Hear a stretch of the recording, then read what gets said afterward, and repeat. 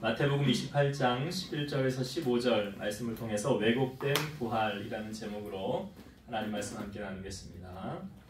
오늘은 우리가 부활주일로 예배를 드리는데요. 기독교에서 십자가와 부활은 가장 핵심적인 사건이죠.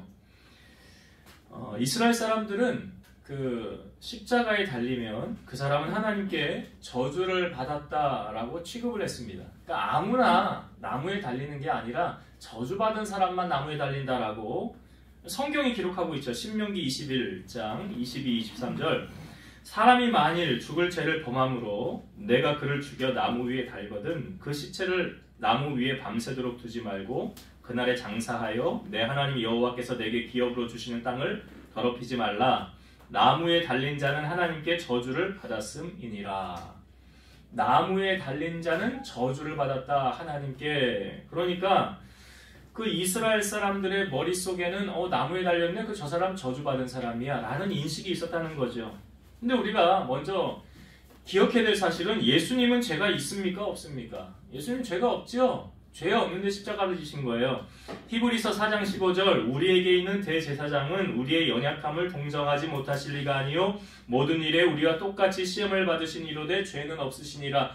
분명히 예수님은 죄가 없다. 그래서 예수님이 여자의 후손으로 온 이유도 예수님 죄 없이 세상에 오셔야만 했으니까 그렇게 오신 거죠.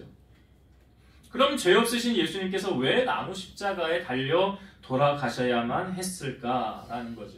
갈라디아서 3장 13절 그리스도께서 우리를 위하여 저주를 받은 바 되사 율법의 저주에서 우리를 속량하셨으니 기록된 바 나무에 달린 자마다 저주 아래에 있는 자라 하였음이라. 예수님께서 우리를 그 저주에서 속량하시기 위하여 십자가 달리셨다라고 말하고 있죠. 여러분 속량이라는 뜻이 뭐냐면 몸값을 받고 죄인을 풀어 자유인이 되게 하는 것. 쉽게 말하면 이거죠. 대신 값을 지불하는 것. 우리의 죄를 대신 지불하기 위해서 주님이 속량해 주셨다는 거죠. 그래서 예수님의 십자가는 우리의 죄를 위한 희생의 십자가라는 것이죠. 속량의 십자가라는 거예요. 그러니까 예수님의 십자가 사건은 믿지 않는 사람들에게는 아무런 상관이 없는 어떤 의미가 없는 사건이고 우리에게는 의미 있는 사건이죠. 고린도전서 1장 18절 십자가의 도가 멸망하는 자들에게는 미련한 것이요. 이게 멸망하는 자들이 구원받지 못한 사람들에게는 아무 의미가 없다는 거예요. 그러나 구원을 받은 우리에게는 하나님의 능력이라 그랬어요. 이 십자가가 능력이라는 거죠. 피 흘림이 없으면 그 사람의 죄를 사해 줄 수 없다라고 그러죠. 그래서 구약의 희생 제도는 그 제물이 와서 피를 흘리고 죽음으로 말미암아 그 사람의 죄가 전이가 돼서 사함받는 원리잖아요. 그래서 히브리서 9장 22절 율법을 따라 거의 모든 물건이 피로써 정결하게 되나니 피 흘림이 없은즉 사함이 없느니라. 그러니까 예수님께서 십자가에 흘리신 피는 바로 우리의 죄를 위한 속량의 피, 속죄의 피라는 것입니다. 출애굽을 하기 전에 10번째 재앙을 하기 전에 유월절이라는 것을 하게 되었죠. 무엇입니까? 어린 양을 잡아서 그 피를 문 인방과 좌우 설주에 어린 양의 피를 바르는 거잖아요. 그때 사망의 영이 지나갈 때 양의 피가 있으면 그냥 통과했다, 패스 오버해서 유월절이잖아요. 그냥 통과했다. 그런데 그래서 자 애굽에 있는 이스라엘은 한 사람도 죽지 않았죠. 한 사람 한 가축도 죽지 않았어요. 그런데 애굽에 있는 장자와 처음 난 것들은 어떻게 되었습니까? 다 죽었다는 거죠. 그래서 그 양의 피가 무엇을 의미하는 거예요? 바로 예수님의 보혈을 의미하는 거예요. 그 예수님의 보혈이 사망을 지나가게 했더라. 심판을 지나가게 했더라. 그래서 세례요한이 예수님을 향하여 이렇게 말했죠. 보라 세상 죄를 지고 가는 하나님의 어린 양이로다. 우리가 복음성가 가운데도 약할 때 강함 되시네라는 찬양 잘 알지 않습니까? 후렴이 뭐예요? 예수 어린 양 존귀한 이름 고백하잖아요. 히브리서 10장 19절에서 20절 그러므로 형제들아 우리가 예수의 피를 힘입어 성소에 들어갈 담력을 얻었나니 그 길은 우리를 위하여 휘장 가운데로 열어놓으신 새로운 산 길이요 휘장은 곧 그의 육체니라. 이 의미가 무엇입니까? 예수님이 십자가를 지시고 운명하셨을 때에 어떤 사건이 일어났습니까? 휘장이 둘로 나뉘어졌더라. 찢어졌더라 라고 말하잖아요. 그 휘장은 예수님의 몸이라 라고 말하잖아요. 그러니까 이게 어떤 의미가 있냐면 그 휘장은 성소와 지성소를 가로막고 있는 거예요. 그 지성소에는 대제사장이 1년에 한 번 대속죄일, 유대력으로 7월 10일에 한 번 들어가서 모든 백성을 위하여 속죄하기 위해서 들어가는 한 날, 1년에 한 번 들어가는 날이에요. 그런데 예수님께서 그 휘장을 열어놓으셨다는 것은 무엇을 의미합니까? 우리가 하나님과 직접 나아갈 수 있는 길을 예수님이 열어주셨다는 거예요. 천주교회는 아직도 죄를 지으면 자기가 자기의 죄를 사하지 못하기 때문에 신부에게 가서 뭐 해요? 고해성사라는 것을 하죠. 내가 죄를 고백하죠. 그러면 신부가 그것을 가지고 기도함으로 당신의 죄가 사함받았으면 선포하는 거 아니에요? 근데 우리는 그럴 필요가 있어요? 없어요? 없다는 거예요. 왜요? 우리가 대제사장이 되었다는 거예요. 예수님의 은혜로 말미암아. 베드로전서 2장 9절 그러나 너희는 택하신 족속이요 왕같은 제사장들이요 거룩한 나라요 그의 소유가 된 백성이니.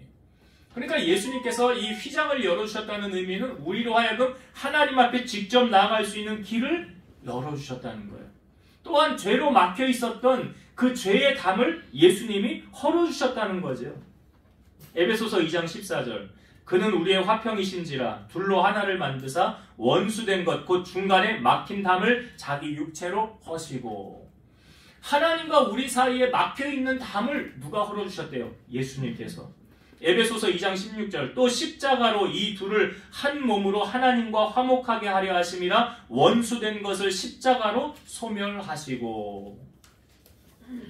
그러니까 예수 그리스도의 십자가로 말미암아 우리는 죄에서 자유케 되었을 뿐만 아니라 하나님과 우리 사이의 관계가 회복되어져서 우리가 하나님을 향하여 아빠 아버지라 아바 아버지라 부를 수 있는 길을 주님이 열어주셨다는 거예요. 어린 양 되신 예수님께서 십자가에서 우리 죄를 짊어지시고 죽으셨지요. 근데 그 죽으신 것으로 끝난 것이 아니라 예수님은 공생애를 3년 하시면서 제자들에게 똑같은 말을 3번 반복하셨어요. 그게 뭐냐면 내가 십자가 지고 죽을 거야. 그러나 다시 살아날 거야. 공관복음에 이렇게 우리에게 소개하고 있는데 제가 마태복음에 있는 구절을 읽어볼게요.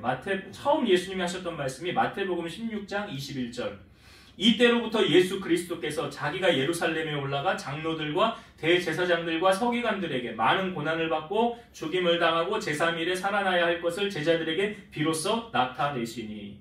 이 나타내신 사건이 언제냐면 제자들에게 내가 누구냐, 사람들이 나를 뭐라 하느냐, 그러니까 세례 요한이라고 뭐 엘리야라고도 하고요, 뭐 선지자 중에 한 사람이라고도 합니다.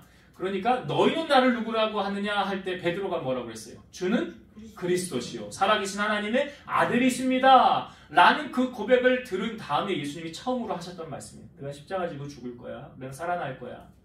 두 번째로 하셨던 말씀이 마태복음 17장 22, 23절 갈릴리에 모일 때에 예수께서 제자들에게 이르시되 인자가 장차 사람들의 손에 넘겨져 죽임을 당하고 제3일에 살아나리라 하시니 제자들이 매우 근심하더라. 왜 제자들의 생각은 무엇이었을까요? 십자가에서 죽어? 근데 어떻게 다시 살아나 사람이? 그럴 일은 없다라고 인정하는 거 아닙니까? 세 번째로 마태복음 20장 18, 19절 보라 우리가 예루살렘으로 올라가노니 인자가 대제사장들과 서기관들에게 넘겨짐에 그들이 죽이기로 결의하고 이방인들에게 넘겨주어 그를 조롱하며 채찍질하며 십자가에 못 박게 할 것이나 제3일에 살아나리라. 공통적으로 주님이 하셨던 말씀이 뭐예요? 내가 고난을 받고 죽을 거야. 십자가에 달릴 거야. 그러나 사흘 만에 다시 살아날 거야. 라는 말씀을. 근데 여러분 이 제자들이 예수님의 말씀에 이해했을까요? 못했을까요? 못하지요. 그게 요한복음 20장 9절에 보면 그들은 제자들이에요. 그들은 성경에 그가 죽은 자 가운데서 다시 살아나야 하리라 하신 말씀을 아직 알지 못하더라. 이게 뭐예요? 깨닫지 못하는 거예요. 우리가 말씀을 들어도 깨닫지 못하면 이게 무슨 말이야? 이해가 안 되는 거죠. 제자들이 지금 예수님의 말씀을 똑같은 말을 3번이나 듣고도 이해를 못했다는 거예요. 성경대로 우리 죄를 위해 죽으시고 성경대로 사흘 만에 다시 살아나셔서 게바 베드로에게 보이시고 12제자 또한 500여 형제와 야고보와 모든 사도들을 또한 마지막까지 만삭되지 못하여 난 자 같은 바울에게도 보이시고요. 또 예수님이 많은 사람들이 보는 가운데서 하늘로 승천하신 장면이 사도행전 1장에 있지 않습니까? 이 예수님의 부활이 우리에게 주는 의미는 뭐냐? 이 죽은 자가 다시 살아난다라는 이 의미는 고린도전서 15장 13절 만일 죽은 자의 부활이 없으면 그리스도도 다시 살아나지 못하였으리라. 예수님이 다시 살아났다는 소식은 죽은 자가 다시 살아날 수 있다는 소식이죠. 고린도전서 15장 16, 17절 만일 죽은 자가 다시 살아나는 일이 없으면 그리스도도 다시 살아나신 일이 없었을 터이요. 그리스도께서 다시 살아나신 일이 없으면 너희의 믿음도 헛되고 너희가 여전히 죄 가운데 있을 것이요. 그러니까 예수님이 부활하셨다는 이 소식은 죽은 자도 부활할 수 있다는 거예요, 없다는 거예요? 있다는 것을 말하고 있죠. 고린도전서 15장 20절 그러나 이제 그리스도께서 죽은 자 가운데서 다시 살아나사 잠자는 자들의 첫 열매가 되셨도다. 여러분, 잠자는 자들의 첫 열매, 잠잔다라는 표현이 뭐예요? 죽은 자라는 거예요. 죽은 자들의 첫 열매가 되었다는 의미는 예수님이 죽으시고 다시 살아났던 것처럼 모든 죽은 자가 다시 살아날 수 있다는 것을 말하는 거죠. 고린도전서 15장 51, 52절 보라 내가 너희에게 비밀을 말하노니 우리가 다 잠잘 것이 아니요 마지막 나팔의 순식간에 홀연히 다 변화되리니 나팔 소리가 나매 죽은 자들이 썩지 아니할 것으로 다시 살아나고 우리도 변화되리라. 여기 나팔 소리가 나서 다 홀연히 변한 나팔 소리가 뭘 의미하는 거예요? 예수님 재림을 의미하는 거죠. 예수님 재림하셨을 때에 다 변화된데 그 다음 어떤 현상이 나타난대요? 죽은 자들이 썩지 아니할 것으로 다시 살아나고.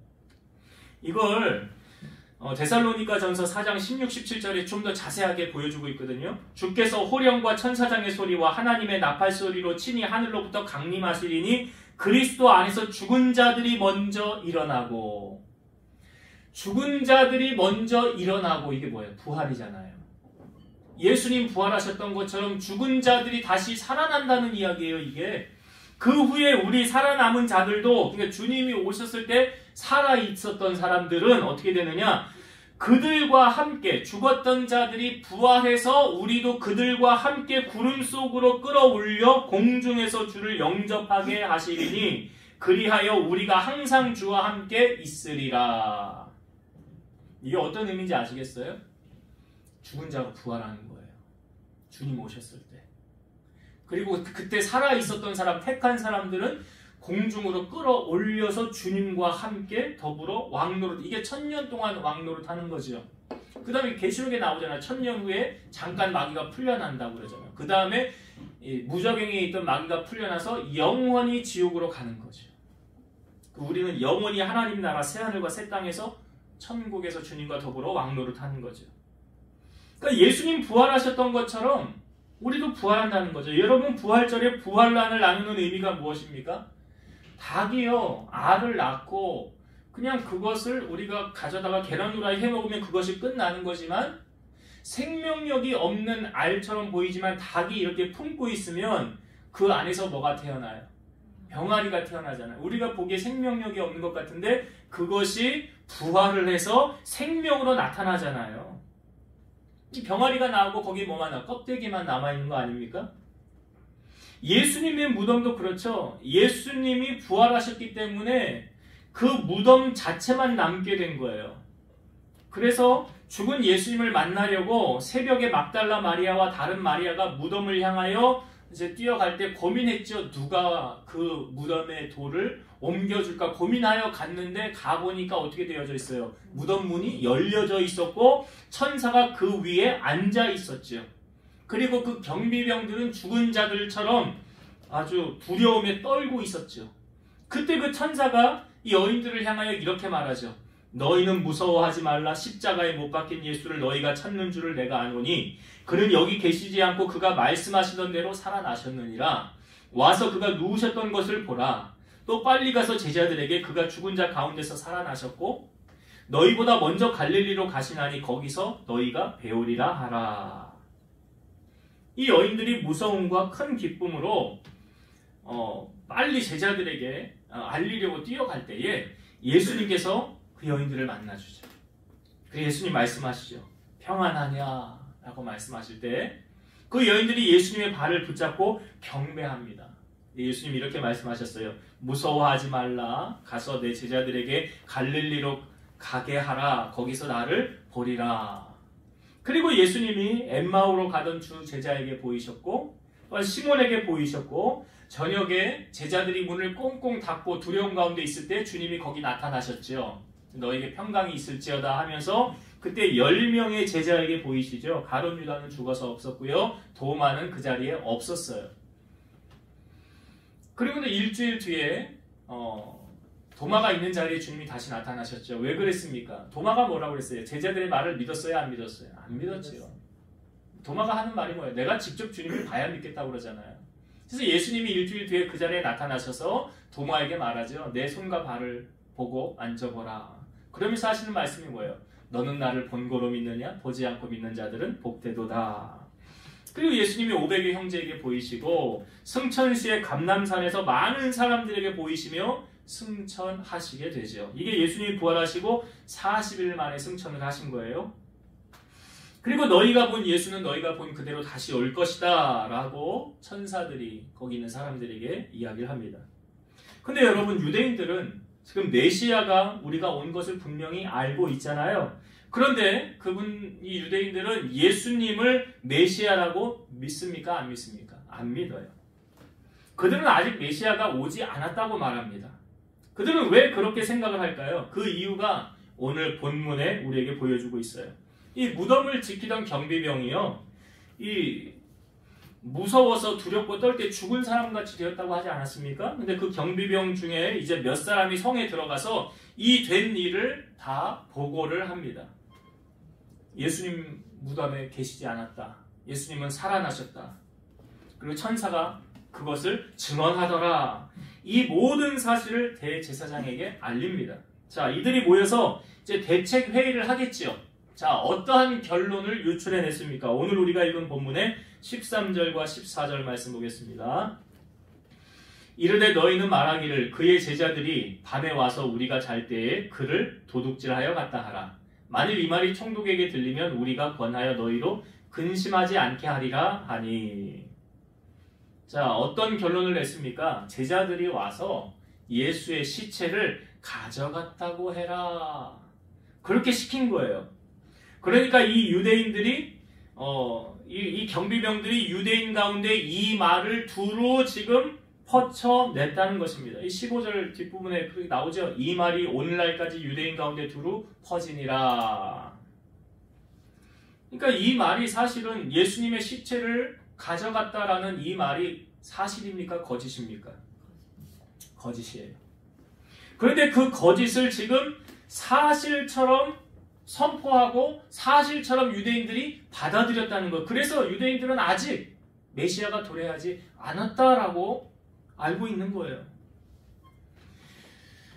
여러분, 예수님은 길과 진리, 생명이시라고 그랬어요. 그리고 하나님은 모든 것을 다 하실 수 있지만 거짓말은 못하신다. 민수기 23장 19절. 하나님은 사람이 아니시니 거짓말을 하지 않으시고 인생이 아니시니 후회가 없으시도다. 어찌 그 말씀하신 바를 행하지 않으시며 하신 말씀을 실행하지 않으시랴.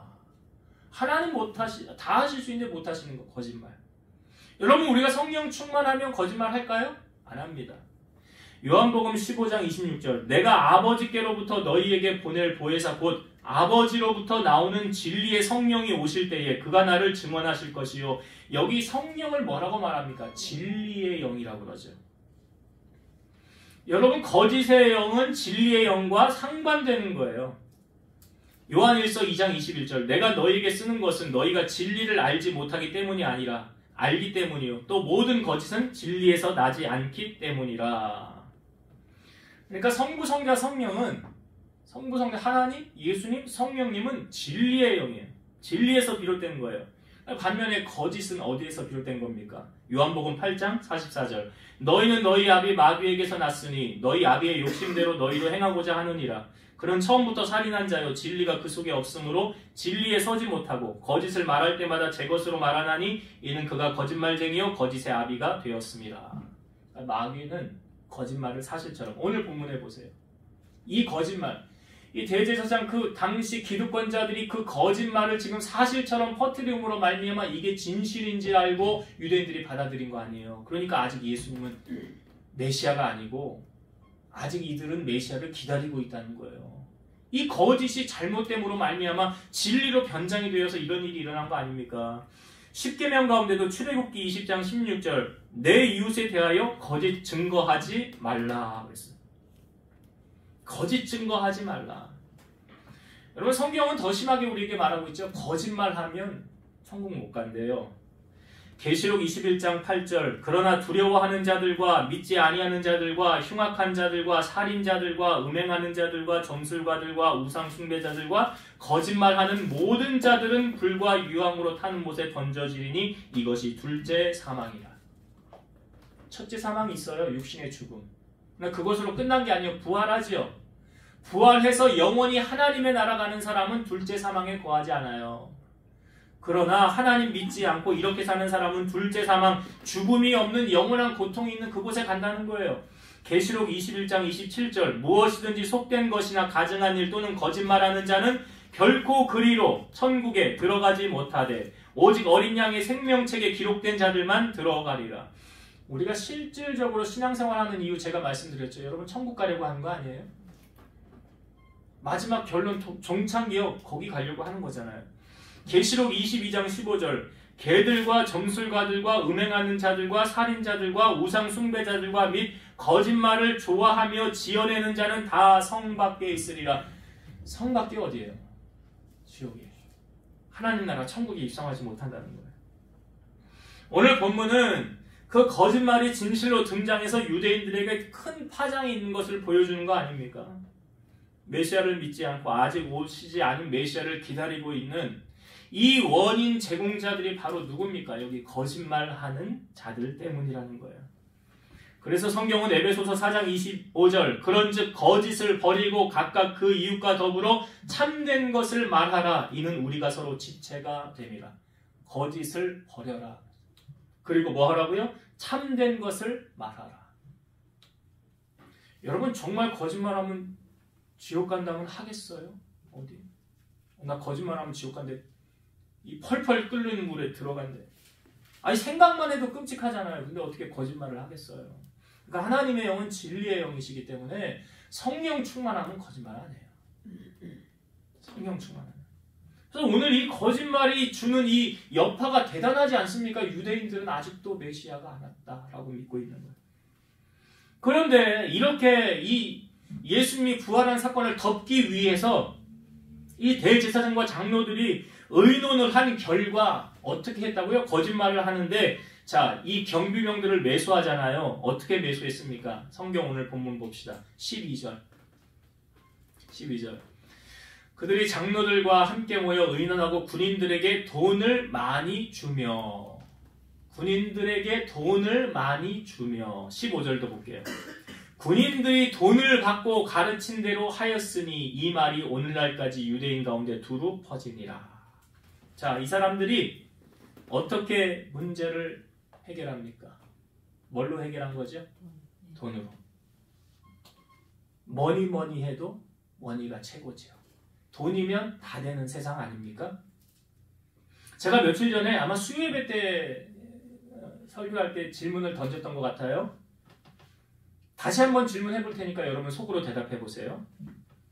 나는 이것 없이는 못 살아. 다른 건 몰라도 이건 꼭 있어야 돼.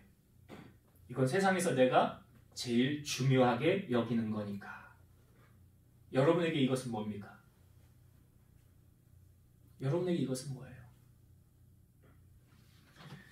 역대상 29장 14절 다윗이 한 말이거든요. 나와 내 백성이 무엇이기에 이처럼 즐거운 마음으로 드릴 힘이 있었나이까? 모든 것이 주께로 말미암아 싸우니 우리가 주의 손에서 받은 것으로 주께 드렸을 뿐이니이다.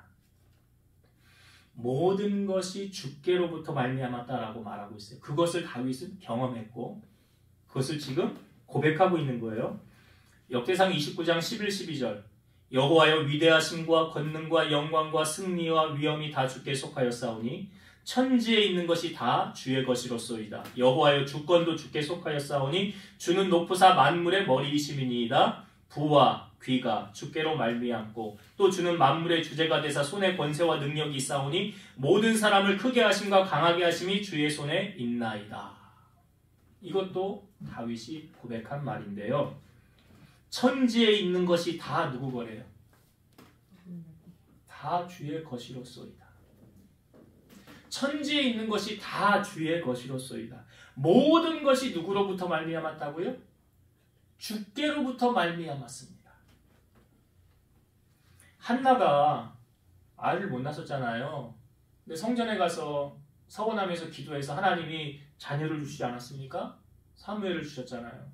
사무엘을 낳은 후에 이제 사무엘이 커서 이제 젖을 뗄 시점이 돼서 이제 성전에 이제 엘리 제사장에게 하나님께 드리잖아요. 약속한 대로. 근데 세 아들과 두 딸을 또 선물로 주지 않습니까? 근데 한나가 사무엘을 낳은 뒤에 그가 하나님을 향하여 찬양의 시로 고백했던 내용이 제가 설교 때 많이 인용하는 말씀인데 이렇게 고백했죠. 하나님은 죽이기도 하시고 살리기도 하시며 수월에 내리기도 하시고 거기에서 올리기도 하시는도다.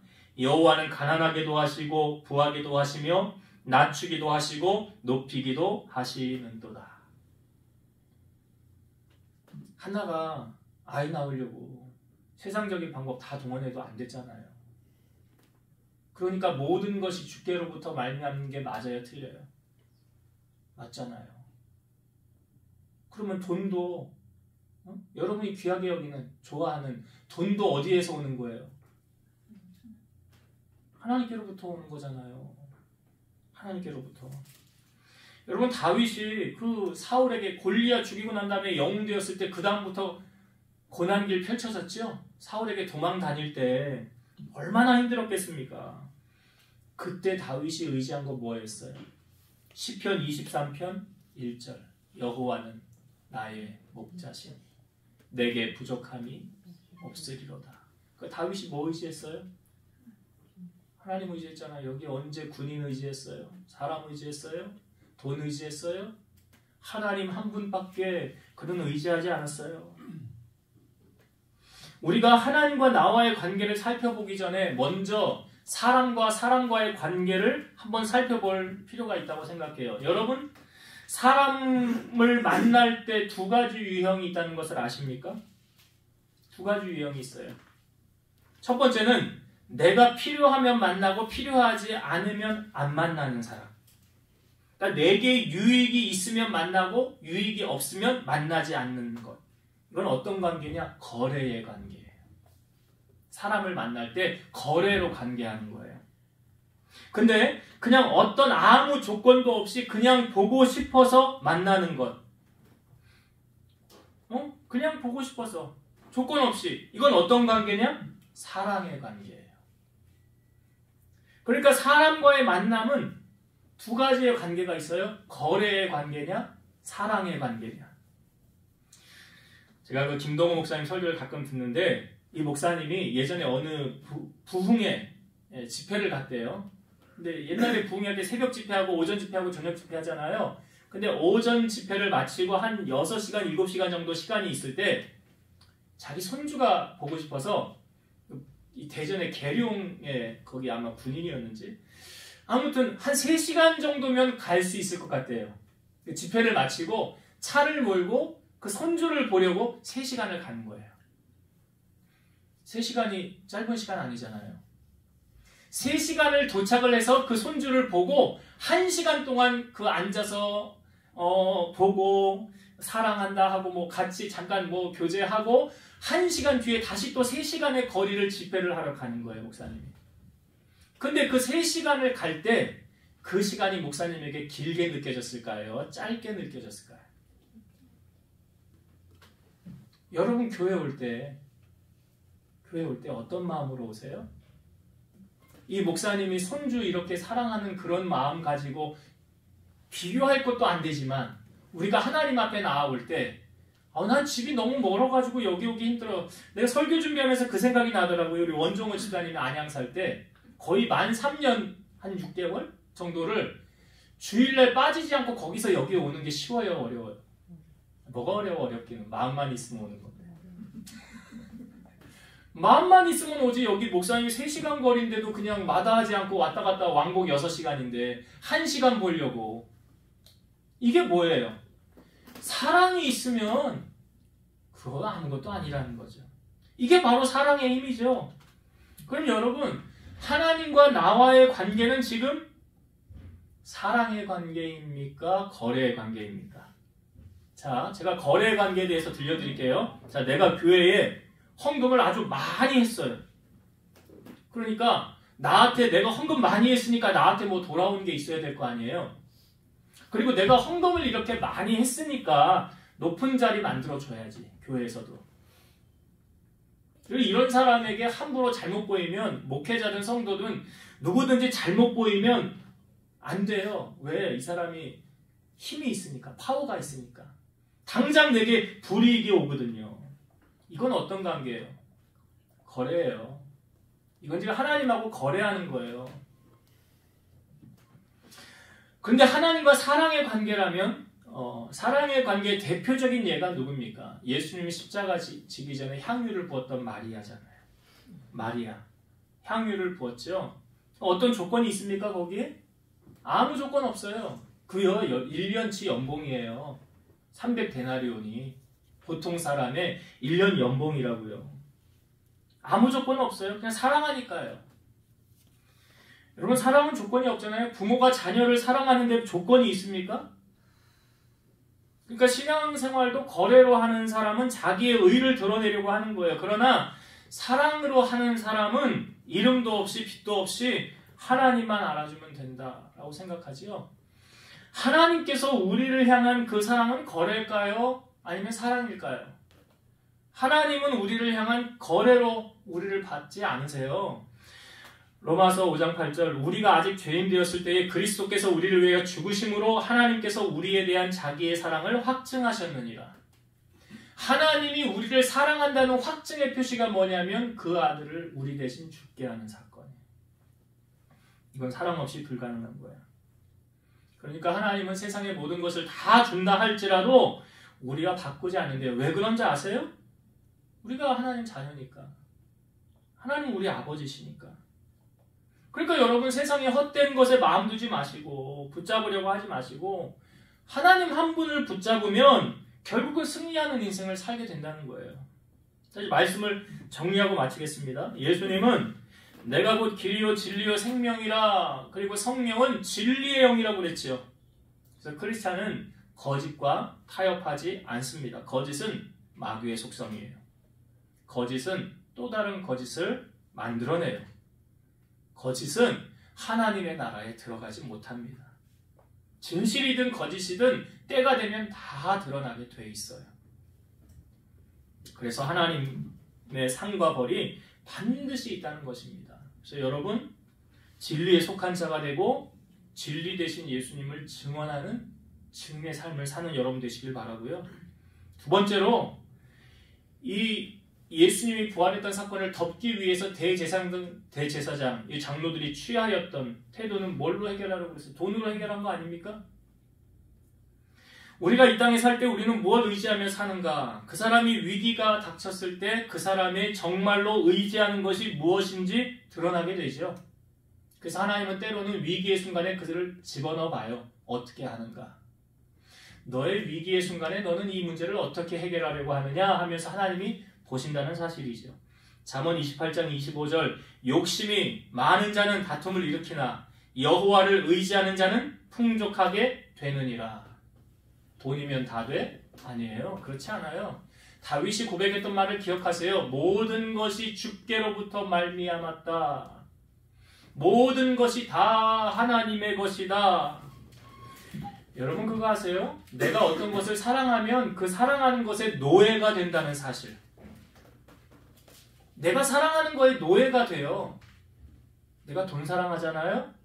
돈의 노예가 돼요. 내가 자식을 사랑하잖아요? 자식의 노예가 돼요.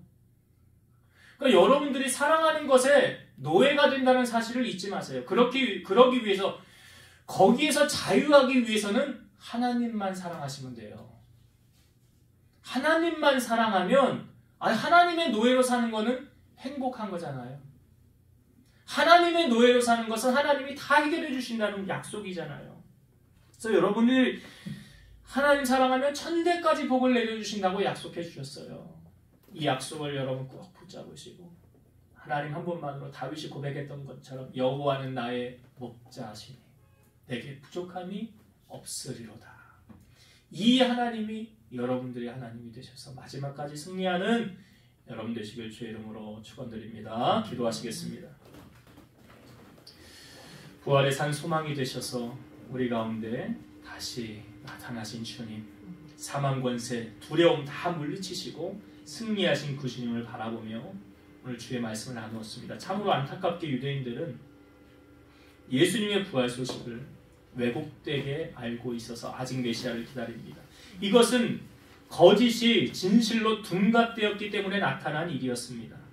우리 사랑하는 성도들은 거짓과 타협하지 않게 하시고 마귀에게 속아 놀아나지 않게 하시고 진리의 영대신 주님만을 붙잡고 진리 안에 바로 세워져가는 성도들 되게 하여 주옵소서. 또한 세상에 어려움이 닥칠 때 세상 것을 가지고 해결하는 이 어리석음을 내려놓게 하시고 내가 가장 사랑하는 그것이 나의 노예가 될 수 있다는 사실을 기억하면서 하나님 한 분만으로 만족하고 하나님만을 가장 사랑하는 우리 성도들이 되게 하여 주옵소서. 예수님 이름으로 기도드리옵나이다. 아멘.